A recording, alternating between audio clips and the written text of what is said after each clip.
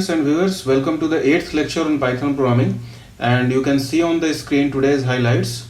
I have given you some quizzes, basically two quizzes on Python functions and object reusability and then mutability and immutability. So basically this is a discussion class. This is in this class I am going to discuss all the questions. I am going to give you solutions for all the quizzes that I had given to you, and we will discuss about this format method, and then I will tell you something more about object reusability. So this is the highlights of today's class, and let me start with the solution of quiz 1. So you can see on your screen this quiz, the first quiz on Python functions, and here, so I will just place a dummy email ID. Okay, and now it's the first question was that you have to predict the output of the given Python program, and it was a very easy quiz. I had just given to test your performance, to test the basic knowledge about Python function. Okay, so it was a very basic quiz, but anyway, let's discuss it. So the first question was predicting output, and now you know that since this function is not returning anything, so first it will call the function. So first it will print hello in the first line, and then since this function is not returning anything but still you are printing its value, the returned value, so it will print none in the second line. So the output of this first question will be hello in first line and none in second line. Okay, so now again this question that this function is returning 5, and you are not actually making use of the returned value. You are not printing it, or you are not storing it in some object. Okay, you are not assigning it to some reference variable, so there is no meaning of it, and hence it is not useful. If it was print statement, if instead of return it was print, then it would have been a useful function call, but in this case it is not useful because it is returning value but you are not making use of it. Okay, so let's see the next question.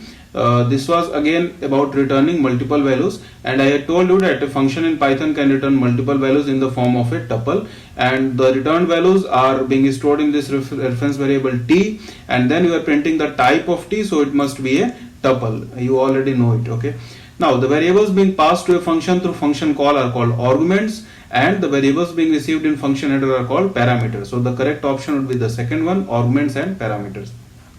Okay, now the next question is that you have to print write a function to compute cube root of a square of number a. Okay, so this should be the correct answer. You are first computing the square, and then you are computing its cube root, and since you are printing its value, that means this function must have returned this value. Okay, this function must have returned cube root of a square of the number a. Okay, so this must have returned, that's why you are printing the returned value, and hence it must be a return statement and not a print statement. Okay, so the option 1 will be correct. And now again this question about function header, you already know that the only thing allowed in function parameters is variables. Okay, expressions, literals, etc. are not allowed in the function header. So actually it is asking about which of them are incorrect. Okay, so this must be incorrect, this must be incorrect, the first and last one must be correct because they are having variables and they are not having any expression or literals. Okay, so the next question is that given the following action definition, header definition, which of the function calls are incorrect. Okay, so I had given it, I had done a detailed discussion in one of the previous lectures, so I'm not going into detail of it. I will just tell you that a and b are positional parameters. Okay, and c is a default parameter. Okay, so you must assign values to a and b either in the form of keyword arguments or in the form of in positional form. It is up to you that you pass values of a to b in positional form or in the form of keyword arguments. That is up to you, but you must pass values for a as well as b. For c you may not pass any value because it is default parameter. So based on this explanation, the first one will be correct. A will be getting value 40, or actually it is asking about incorrect. Okay, so this will be correct because a will be getting value 40, b will be getting value 50, so that is perfectly fine.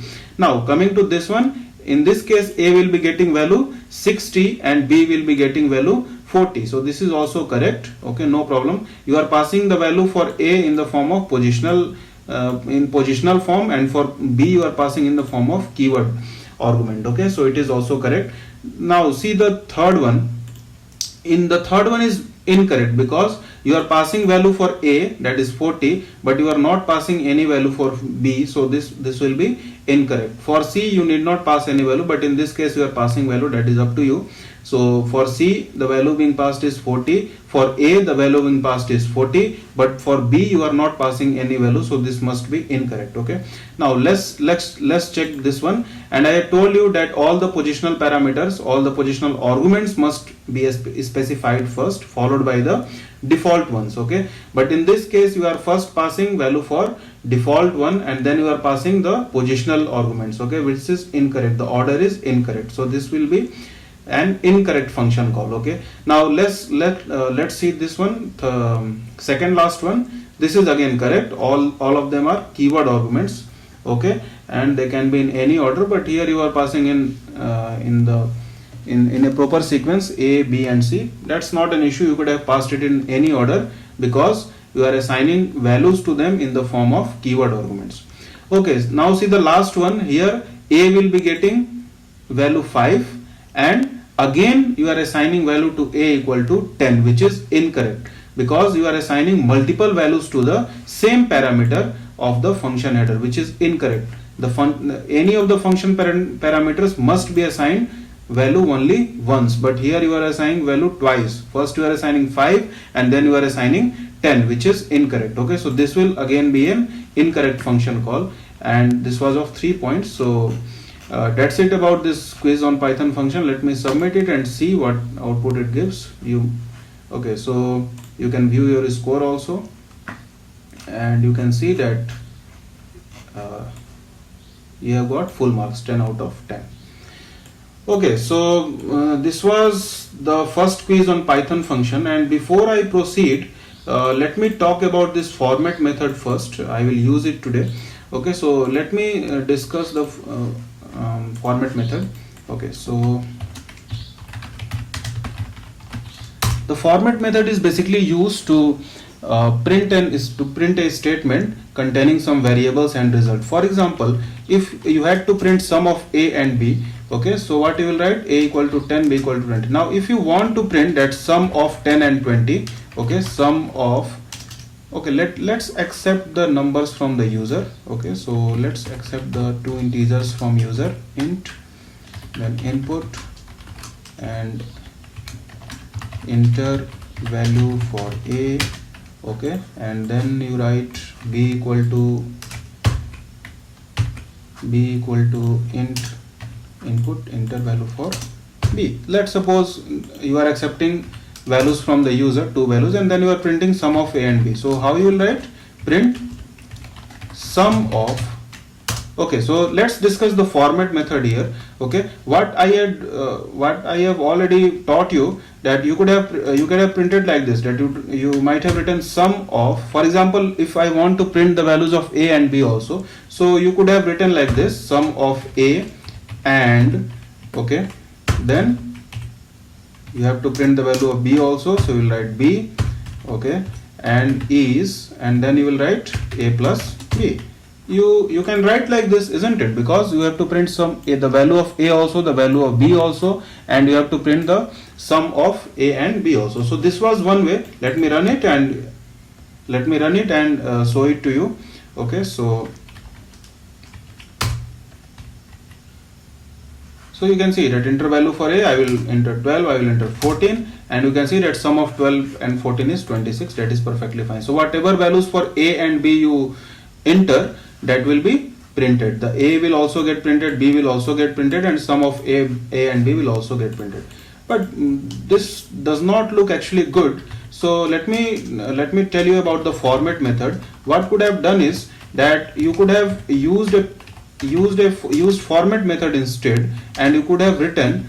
So you just need to create some placeholder. For example, here you want to print the value for A, so you will just create this placeholder. This is also called placeholder. So you will write like this, two curly braces, opening curly bracket and then closing curly bracket, and then wherever you have to print the values, you just make this curly braces. Okay, so sum of curly brace and curly brace is, okay, and then again curly brace. Okay, and now after that what you will do is that you have to print the value of A also, you have to print the value for B also, and you have to print A plus B also. Okay, so what you will do, that you just use a format method. Okay, you just use this format method and you write whatever values you have to print. So you have to first print A, then you have to print B, and then you have to print A plus B. So this is perfectly fine. Okay, so what it will print, it will first look for this placeholder. So the value corresponding to this placeholder will be A, the value corresponding to this will be B, the value corresponding to the last one will be A plus B. So the output will be sum of A and B is A plus B. So you can use format method to print a statement in Python, and it is actually useful when you have to print multiple variables which might occur in between the statement. Okay, for example, in this case the values A, B, A plus B, A, B were occurring in between the statement. So you can make use of this kind of format method. So let me run this and see what output it gives. So 14 and 12, and you can see that both are giving same output. So either you could have written this way, sum of A and B, this way, or you could have written this way. Both are perfectly fine, and in both the cases you will get the same output. Okay, so that's about the format method. Let me just tell you once again. So you have to write this string in which you have to create these placeholders where you will have to print where you can print whatever values you want to print. That values will automatically get captured, and in whatever sequence you have provided these values, in that sequence only the values will be fed to it. Okay, so for example, the value fed to this will be A, the value fed to B will be this, and the value fed to this one will be A plus B. So there will be one-to-one correspondence between the values that you are providing to the format method and the placeholders that you have mentioned. So that's actually a one-to-one correspondence. I hope you understand this. If you have not, you just watch it in repeat mode and you will get what I am trying to say. Okay, so let's come to the second quiz, and we will talk about its solution. So I had given you second quiz, and let me open it. So this was the quiz that I had given to you in the form of questions. So this is asking about what will be the output of following program. Okay, so I had given you 3 questions. The second question was regarding writing function, and the third question was also regarding writing function. Okay, so we will discuss all these 3 questions in this class. So let's discuss the first question, this one. A comma B comma C equal to 20, 10 and 30. So now you know that A will get value 20, B will get value 10, C will get value 30, and then you are writing like this, D equal to B. So addresses of D and B will be same. So what does it mean? That addresses of, now you already know. If you do not know, you just view the previous lecture once again and you will get to know why it is so. Okay, so addresses of D and B will be same. Okay, now coming to E and F. So these are tuples, and you know that the tuples do not support object reusability. Okay, so the addresses of E and F will be different even though they are storing same object. So basically, when you are writing E equal to 79, it will be a different object. When you are writing F equal to 79, it will be a different object. Now how about this one, G equal to A? So I had told you that irrespective of the data type that you are discussing, the addresses will be same. So addresses of G and E will be same. Okay, since you are writing in the form of an assignment, G equal to A, so addresses of G and E will be same. Okay, now how about H and I? Again, any mutable data type does not support object reusability. Okay, so since it is a list, it is mutable data type, so addresses of H and I will be different. Okay, now let's see J. Again, the value of J is different from H and I, so addresses of H, I and J all will be different. I hope you got the concept. Now let's come to the first question, that is you have to print whether addresses of, I had told you about is operator in the last class, and it is used to check whether addresses of 2 reference variables are same or not. Okay, so let's check this one, and A is C. So you can see that A is storing value equal to 20 and C is storing value equal to 30. Since they both will be pointing, there will be 2 different objects. One is storing value equal to 20 and one is storing value equal to 30. So addresses of A and C will be completely different, and since this value will be false. Okay, so A, C will be false. Now how about D and B? Okay, now as I said that when you write this way, so the D and B both will be pointing, both these reference variable will be pointing to the same object which is having value equal to 10. Okay, so this must be true. Okay, this must be true. So D, the output of D is B will be true. Now coming to G and E, again for the same reason, G and E will also will be pointing to the same object, and hence it will be true. Now how about G is F? So G, you see G and E are pointing to the same object. Okay, so the situation will be something like this, that G and E will be pointing to same object, but F will be pointing to a different object. So let me draw it actually. Let me open the Word. Let me draw it. So the situation will be like this. So G is there, E is there. So both of them will be pointing to the same object, the same tuple object. Okay, and let me write its content. So the tuple was, it was 7, 9. Okay, so it will be 7, 9, and both G and E will be pointing to it. So G also, and then E and G both will be pointing to the same, and another object will be there which will be having the same value. Okay, which will be having the same value 7, 9, and this variable F will be pointing to it. Okay, this variable F will be pointing to 7, 9. So let me create this F and let me point it to this one. So this must be the situation. So you can see that although the addresses of G and E will be same, because you have written G equal to E. Okay, so since you have written G equal to E, so this must be the situation. Okay, and you have written F equal to 7, 9. Okay, so F must be a different object. Okay, F must be pointing to a different object. So addresses of G and F or addresses of E and F will be different. Okay, so if you try to print this one, that what is address of whether addresses of G and F are same or not, so this must give false. They must be pointing to different objects. Okay, now let's come to this one, G, H and I. You know that mutable objects do not support object reusability. Okay, so this must be giving false. Okay, now let's come to this one, H is J. So H and J, since they are completely different values, 2, 3, 4, this list is having 2, 3, 4, this list is having 12, 13, 14, so they must be pointing to different objects. Okay, so this will give the value equal to false. Okay, so H is J will be false. Now very important, this one which I had forgot to discuss in the last class, that what about H0, whether H0 and I0 are same or not. So listen very carefully. Okay, so let me tell you that this will be true, and then I will let me first run it and show it to you, and then I will come back to it. Okay, so this will be true, and I will tell you how.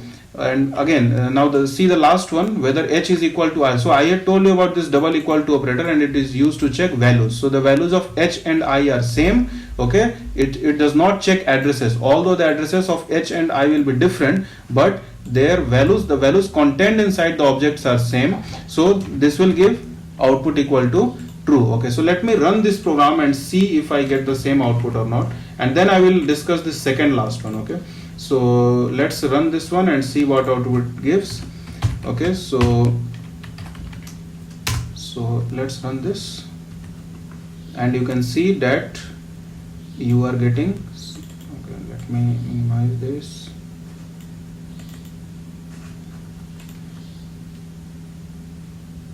Okay, so this is your question and this is your solution.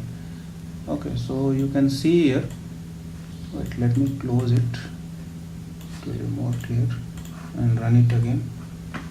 Okay, so now you can see here that the first one is false, second one is true, third one is true, A is C is false, D is B is true, G is E is true, G is F is false, H is I is false, H is J is false. Okay, and then H0 is I0 is true. I will tell you how. And then H equal to I is true because their values are same. Okay, so that's it about this question. And let me come to this h0 is I0, how it is happening. Okay, so when you are declaring h and I and they both are having same value, okay, so what will be the situation actually? Let me demonstrate it to you. So these are your mutable things. H is list, I is list, so they will not be supporting object reusability, and h and I will be basically pointing to the different objects. Okay, so let me create this one. Okay, let me create these boxes, and h will be basically having value equal to 2, 3, 4 in the form of a list. Okay, and so this is one object, and then you have another object. Okay, so you have another object containing same value. Okay, and both h and I will be pointing to these two different objects. Okay, so h is pointing to this and I is pointing to this. Okay, so this is the situation. Now, although h, listen very carefully, listen to this concept very carefully. So h and I will be pointing to different objects, but what about these values 2, 3 and 4? You can see that these are all integers. 2 is also integer, 3 is also integer, 4 is also integer. So even though list does not support object reusability, these components, these constituents of lists will be individually supporting object reusability. That is, what I mean to say is that these two and these two will be pointing to the same object. Okay, so if I had to draw a diagram, so the situation would be something like this, that this will be pointing to, okay, let me draw it first, then I will tell you how it is actually. So this is your 2, and this 2 here and this 2 here will be pointing to this same object. Okay, because they are integer type, they support object reusability, so different objects will not be created for these individual 2's. Okay, since 2 support object reusability, since 3 supports object reusability, so same holds for 3 also. An object 3 will be there, an object holding 3 will be there, and both these 3 will be pointing to the same 3. Okay, so let me draw the diagram here, and the situation would be something like this, that this is pointing to 2, and this 2 here, this 2 here will also be pointing to this same object. Okay, so this will be the situation. Hence, if you try to find whether the address of h and I are same or not, it will be of course different. Addresses of h and I will be different because they do not support object reusability. But if you ask whether the address of h0 and I0 are same or not, then they will be same. Okay, so even if you check hi is equal to h1 is equal to I1 or not, then also you will get the same address. You will get the equal to true. Even if you check h2 is same equal to I2 or not, you will get true, because addresses of h2 and I2s will be same. They will be pointing to the same object holding value equal to 4. So I hope you understood this concept. But what if it was a list? For example, if it was a list of list, for example, let me tell you, or list of tuples, for example. So suppose it is containing 2, 3 and then it is containing 4, 5. Okay, so let me take another tuple. I hope its size is less.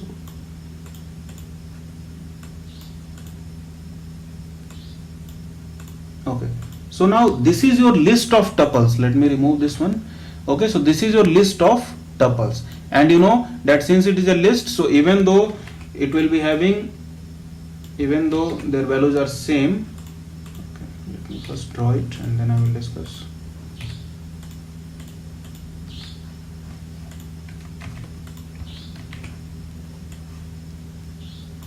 Okay, so what if the situation was like this, that h was equal to list of tuples and I was equal to also list of tuples holding the same values. Let's suppose the situation was like this. Then what will happen? Now you can see that h0 is a tuple and I0 is also a tuple, h1 is a tuple, I1 is also a tuple. H0 is equal to 2 3, a tuple, I0 is equal to 2 3, which is a tuple. Now whether this 2 3, you know that tuples do not support object reusability. Okay, so the address of these 2 3 and address of these 2 3 must be different. But if it was integer, as it was in the previous case, they were supporting object reusability because it was integer. But here you have tuple, so the address of these 2 3 and address of these 2 3 will be different. So this must be pointing to some different 2 3.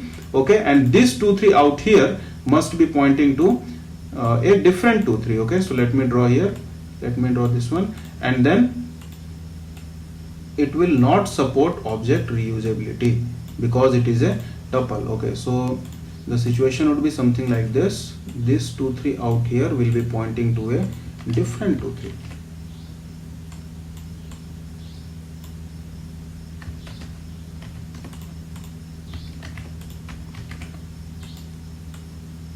Okay, so you can see that since the tuples do not support object reusability, so they must be pointing to different values. Okay, so these 2 3 out here and these 2 3 out here, they are pointing to different values, as you can see in this diagram, even though they are holding same value. Okay, so let me demonstrate it to you through a program also, that what if I had written. Okay, so let me take a different program. Let me write okay, so let me demonstrate this through a diagram, through program. So if I print if h0 is I0, then you must get true. Okay, so if you run this, you will get true. But suppose it was list of tuples. Okay, so let me take a different list. Let me take, if it was a list of tuples 2 3 and then another tuple, suppose 3 4. Okay, and let me take I equal to again same value, and let me check if I0 is having same address. Okay, if J0 is having same address as K0 or not. So this one will give you true value because this list H and I is containing integers, so both these two are integers and they will be pointing to the same object, since integers support object reusability. But out here these 2 3 and these 2 3 are tuples, and tuples do not support object reusability, so the addresses of J0 and K0 will be different. So this must give a false output. So let's run this, and you can see that this is true and this is false. So I hope you got this concept, how it is giving true and how it is giving false value. Okay, so I will give one assignment on this also. I will give one question on this, and then you can try it also, and you can check values yourself, what output you are getting. Okay, so let's see this second question, and it is asking you to write a function to find number of words present in a string, and this function must return a value. So the condition is that you should not print the final value inside the function, you have to print it outside the function. Okay, so let's see, and it's a very easy program. I had discussed in previous class also, in class 11th. Okay, so I hope you remember the program, but anyway, let's try to write it using function. Okay, so this is your program, and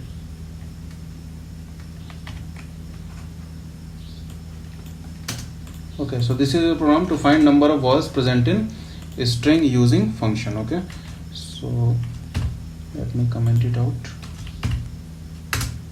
Okay, so let me call this function as voil function only. Okay, and I will accept a string from user. So this function is actually accepting a string as parameter. Okay, and now I will check whether how many words are present in this string or not. So some of you have attempted it well, but there was some problem in it. You had used long method, need not to attempt that way. Okay, so I will show it to you how to write this program perfectly. Okay, so when you have accepted a string from the user, so you have to count the number of vowels present in the string. Okay, so let's take a variable count equal to 0, and now you have to check every character present in the string. So you can run a loop for C in S.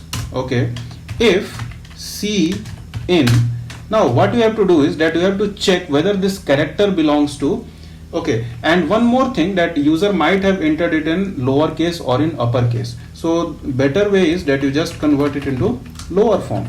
Okay, so you convert every character into lower form prior to testing whether it is equal to A, E, I, O, U or not. Okay, so you first convert it into lower. I hope you got the idea, because a user might enter A or it might enter A. So you have to check for everyone. This is also a vowel, this is also a vowel. Okay, so better to convert, either it is uppercase or it is lowercase. You convert it into lowercase and then you check whether it belongs to A, E, I, O or A, E, I, O, U or not.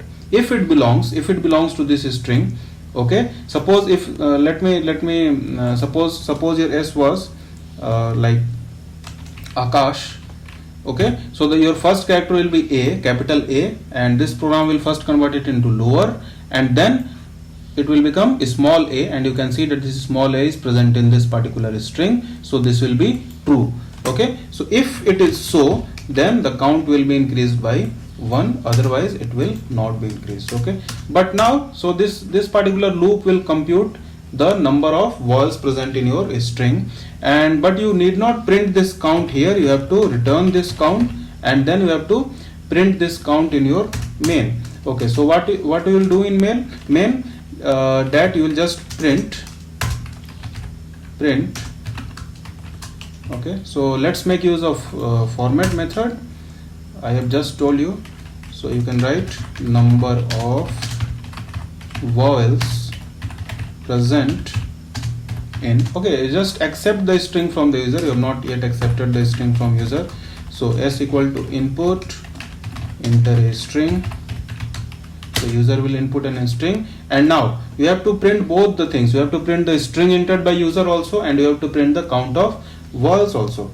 Okay, so you just write number of vowels present in a string, and you have to print a string, and then you have to print the count is equal to, and then you have to print the count, and then you use the format method. I just demonstrated you how you can use it. Okay, so it is coming in a different line anyway, so equals, and then you have to print.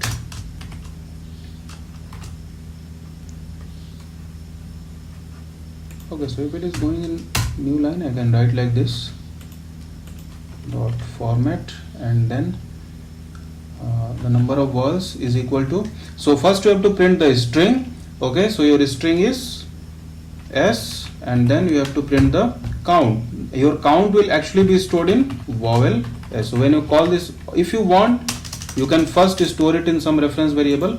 Okay, so if you want, you can write like this. You call this function vowel. Okay, so just do not get, you might get confused. So I just stored it in some reference variable, and the T will actually store the count of vowels. And now here you can print S comma T. Okay, so then this will print actually number of vowels present in a string. It will print the string S, and then it will print equals, and how many vowels are present in it, that is equal to 2. So there is 1-to-1 correspondence. This will match to S and this will match to T, and you will get a string also and the count of vowels also. So let me run this program, and I will enter, suppose, India. Okay, so this is containing 3 vowels actually, I, and A. Okay, so this must give 3 as output. So number of vowels present in string India equals 3. Okay, so I have not given space here. Let me give a space here, and then let me run it. So now it is okay. Number of vowels present in string India equals 3. So I hope you got the concept. Okay, so this program is making use of format method, and it is demonstrating how you can write a function for counting number of vowels present in a string. Okay, so let's see the next program, the last program of today's class, and this is actually about writing function to find number of lowercase and uppercase characters present in a string. Okay, So this is your last program of today's class, and so let me first comment it out.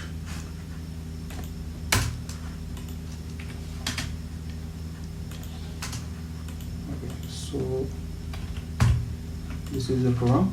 Now you have to write a function to find number of lowercase and uppercase characters present in the string. So let me write this function as case function, okay, because it is checking case whether it is lowercase or uppercase. You can take any name, that is up to you. I am taking the name of the function as case. Now again I have to accept a string, so I will accept a string from the user again, and I will pass it to this function, and you have to count the number of lowercase and uppercase characters. So you will have to change your function body, and so I will have to basically take two variables. One will be your L and one will be your S.